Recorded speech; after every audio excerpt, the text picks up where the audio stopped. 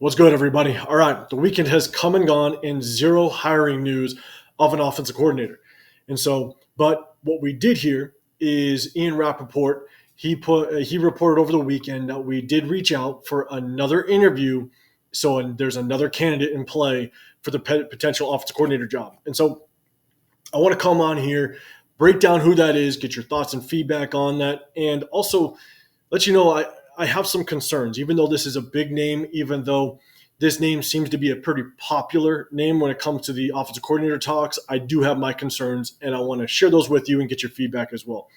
So before I do, if you could please like this video, subscribe, turn on those notifications. I appreciate all my subscribers. I appreciate all you guys viewing out there. So I appreciate the support.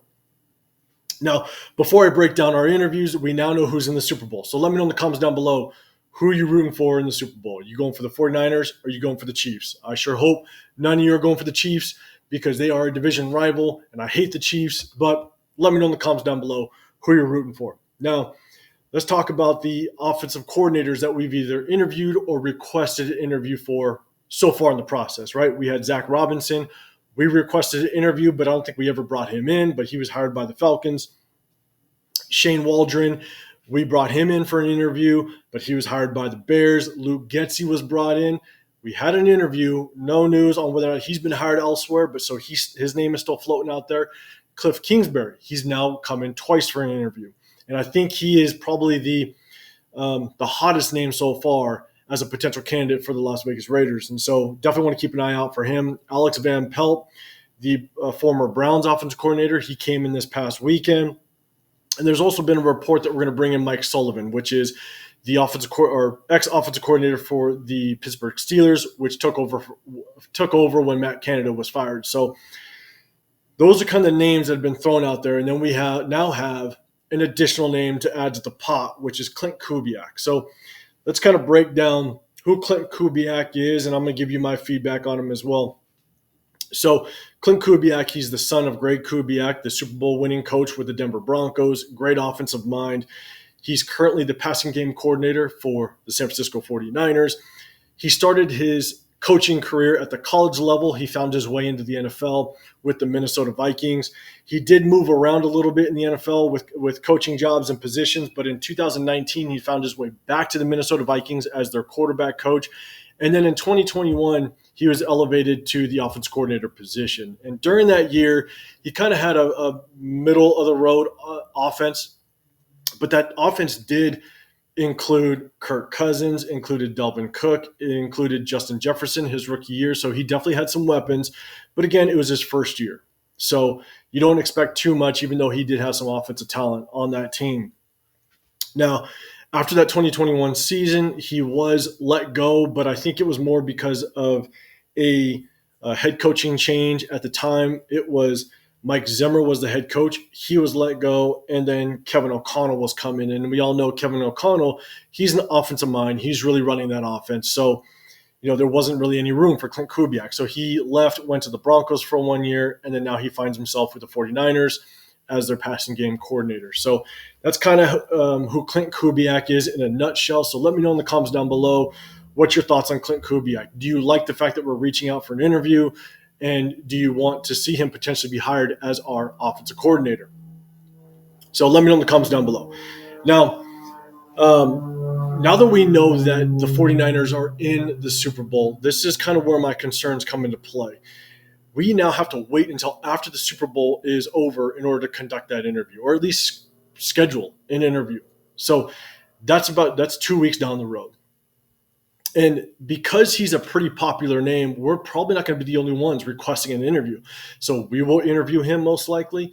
Other teams will interview him. He's going to have to figure out who he wants to go with, kind of figure out what the best spot is for him. That might take some time. So we might not find ourselves, if we wait this period to interview him, we might not find ourselves with an offensive coordinator 2, 3, maybe even 4 weeks down the road, which I'm not a fan of that. So that's one of my concerns. And so in my opinion, I think we need to get somebody in the building quick. And I stated some of these concerns in a previous video, but look, our defense is ready to roll. Patrick Graham, Antonio Pierce, they got this defense rolling. We got to get this thing moving. And now we already have all of our defensive coaches in place for the most part, but we have an entire offensive staff that still needs to be hired on. So once we bring in an offensive coordinator, he's now got to bring on his entire offensive staff. He's got to evaluate our roster. He's got to go in depth with the players that we have on this team. He's got to evaluate who do we keep, who do we let go, who do we go after in free agency. And then he's got to basically work with Antonio Pierce and Tom Telesco and say, here's my vision. How does this work with your guys' vision of the future?